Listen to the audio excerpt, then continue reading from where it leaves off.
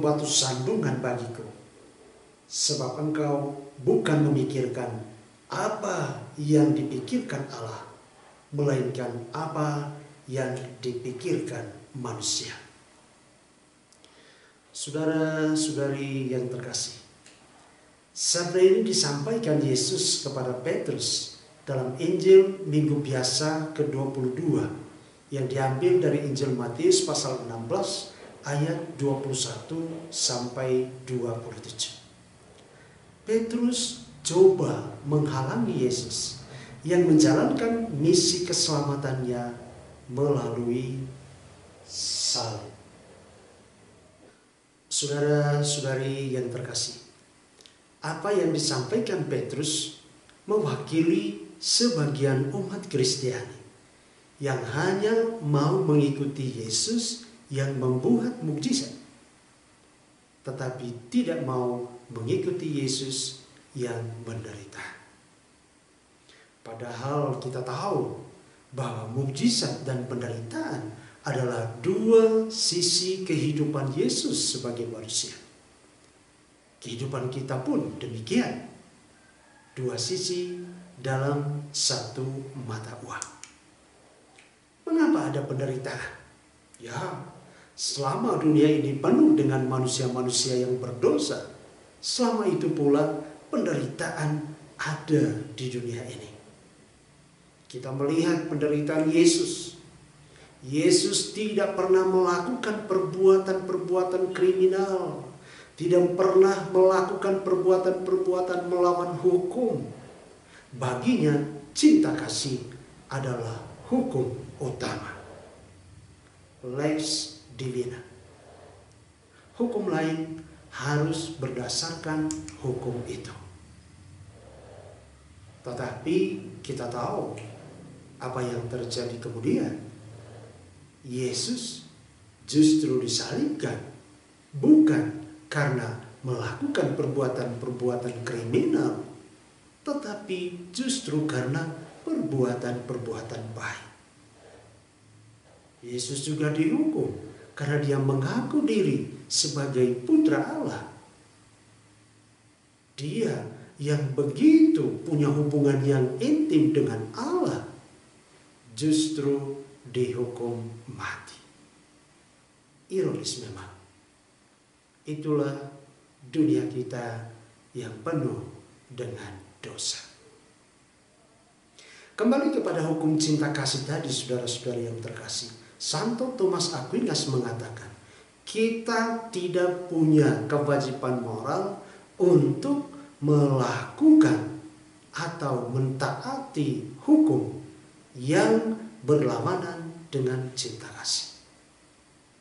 Jadi jelas, kita tidak punya kewajiban moral untuk mentaati hukum kalau hukum itu berlawanan dengan cinta kasih. Tetapi manusia syarat dengan kepentingan pribadi, sehingga demi kepentingan pribadi itu dia terkadang melawan kebenaran, bertindak melawan kebenaran, bertindak melawan cinta kasih, bahkan bertindak melawan perintah Tuhan. Bahkan ajaran Tuhan dimanipulasi demi kepentingan pribadi dan golongan. Tuhan berkata di dalam Yesaya pasal 29 ayat 13. Bangsa ini datang mendekat dengan mulutnya dan memuliakan aku dengan bibirnya, padahal hatinya menjauh daripadaku. Dan ibadahnya kepadaku hanyalah perintah manusia yang dihafalkan. Injil Matius menyampaikan juga hal yang sama. Dalam Matius pasal 15 ayat 9 dikatakan di situ, percuma mereka beribadah kepadaku, sedangkan ajaran yang mereka ajarkan ialah perintah manusia. Karena itulah Yesus memperingatkan Petrus dan semua pengikutnya, hanyalah iblis. Karena semuanya itu datangnya dari iblis. Iblis adalah pendusta, pembohong. tukang bikin hoax alias berita bohong. Yesus berkata tentang iblis atau setan dalam Injil Yohanes pasal 8 ayat 44. Ia adalah pembunuh manusia sejak semula dan tidak hidup dalam kebenaran. Sebab di dalam dia tidak ada kebenaran. Apabila ia berkata dusta, ia berkata atas kehendaknya sendiri. Sebab dia adalah pendusta dan bapa segala dusta. Jadi sederhana saja. Siapa yang berkata dusta, berbohong, dan menyebarkan hoax adalah anak iblis. Bapaknya iblis. Bapa dari segala dusta. Dan Yesus berkata, "Anyalah, go to hell, pergi kau ke neraka." Jadi, saudara-saudari yang terkasih, stop berbohong. Tidak ada yang namanya berbohong untuk kebaikan. Bohong tetaplah bohong. Berusaha untuk jujur terhadap siapa saja. Selebihnya itu berasal dari iblis. Sama saja, tidak ada membunuh untuk kebaikan. Membunuh tetap membunuh. Dan itu dosa besar di hadapan Tuhan. Apalagi membunuh atas nama Tuhan. Itu suatu pengkhianatan luar biasa terhadap kekudusan Tuhan. Saudara-saudari yang terkasih, karena itu perang kita di dunia ini adalah perang melawan iblis itu, anak-anaknya dan bapaknya sekaligus. Santo Paulus berkata dalam suratnya kepada jemaat di Efesus pasal 6 ayat 11 sampai 18. Kenakanlah seluruh perlengkapan senjata Allah supaya kamu dapat bertahan melawan tipu muslihat iblis. Karena perjuangan kita bukanlah melawan darah dan daging, tetapi melawan pemerintah-pemerintah, melawan penguasa-penguasa, melawan penghulu-penghulu dunia yang gelap ini. Tentu pemerintah yang baik, penguasa yang baik, penghulu yang baik, ya kita dukung. Tetapi roh-roh jahat kita lawan. Atau orang-orang yang bersekutu dengan roh-roh jahat kita lawan. Kata Santo Paulus. Lebih lanjut Santo Paulus mengajarkan, sebab itu ambillah seluruh perlengkapan senjata Allah supaya kamu dapat mengadakan perlawanan pada hari yang jahat itu dan tetap berdiri sesudah kamu menyelesaikan segala sesuatu. Jadi berdirilah tegak, berikat pinggangkan kebenaran, dan berbaju sirahkan keadilan. Kakimu berkasutkan kerelaan untuk memberitakan Injil damai sejahtera. Dan dalam segala keadaan, pergunakanlah perisai iman. Sebab dengan perisai itu, kamu akan dapat memadamkan semua panah api dari sejahat. Dan terimalah ketopong keselamatan dan pedang roh, yaitu firman Allah dalam segala doa dan permohonan.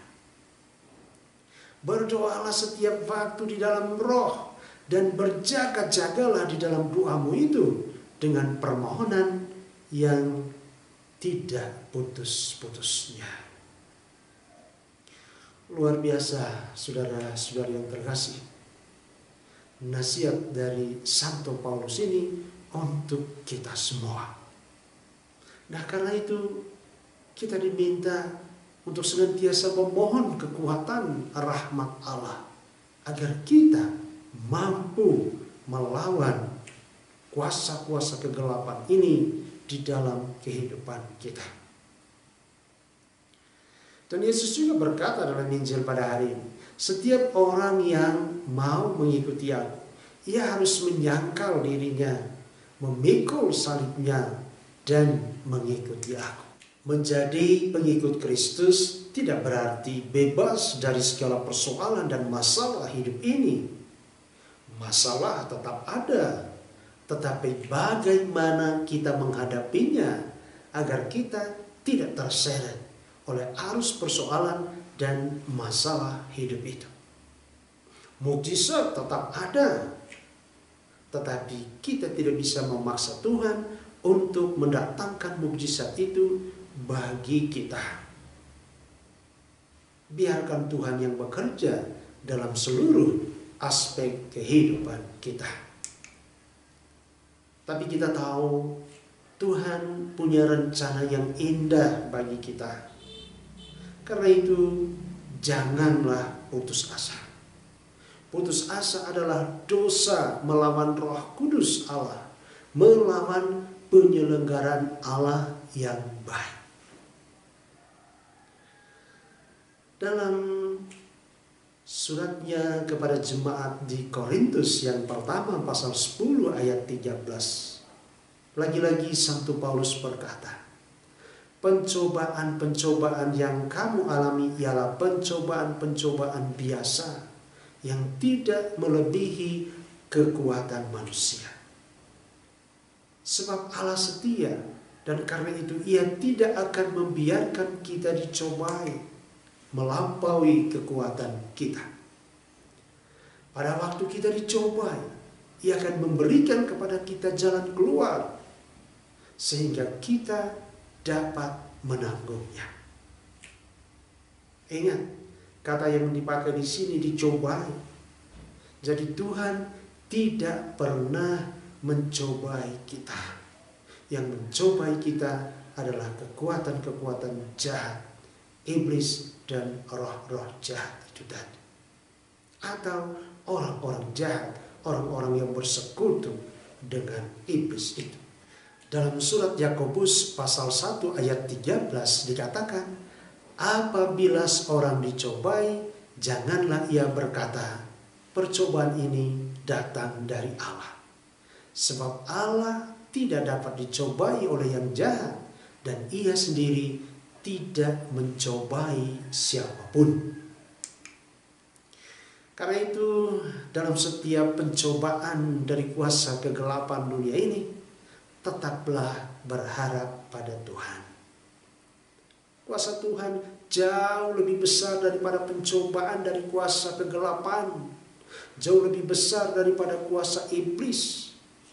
Jangan membiarkan diri kita dikuasai oleh iblis. Biarkan diri kita dikuasai oleh Roh Kudus Allah. Saudara-saudari terkasih, marilah sekarang kita berdoa kepada Allah melalui malaikat agung Mikael agar melindungi kita, keluarga kita, sahabat kenalan kita, komunitas-komunitas rohani kita, dan juga bangsa dan negara kita ini agar dilindungi dari kuasa-kuasa kegelapan dan kuasa-kuasa iblis lainnya. Santo Mikael, malaikat Allah yang agung dan setia, datanglah bersama bala tentara surgawi untuk bertempur dan melindungi kami. Kami baktikan diri kami semua yang hadir di sini, keluarga-keluarga kami, sahabat dan kenalan kami, komunitas-komunitas rohani kami, gereja dan negara kami ke dalam perlindungan-Mu. Belalah kami dalam pertempuran melawan kuasa kejahatan dan tipu muslihat setan di dalam seluruh segi kehidupan bangsa dan negara kami. Lindungilah kami dari roh-roh jahat dan dari segala pengaruh kuasa kegelapan-Mu. Oh malaikat agung, panglima tentara surga, dengan kuasa ilahi yang diberikan Allah kepadamu, ikatlah dan patahkanlah kuasa setan dan roh jahat yang merasuki bangsa kami, baik secara pribadi maupun kelompok. Usirlah ke neraka setan dan semua roh jahat yang berkeliaran di dunia, yang hendak menghancurkan jiwa-jiwa. Mohonlah supaya Allah menaklukkannya dan menghukumnya. Amin.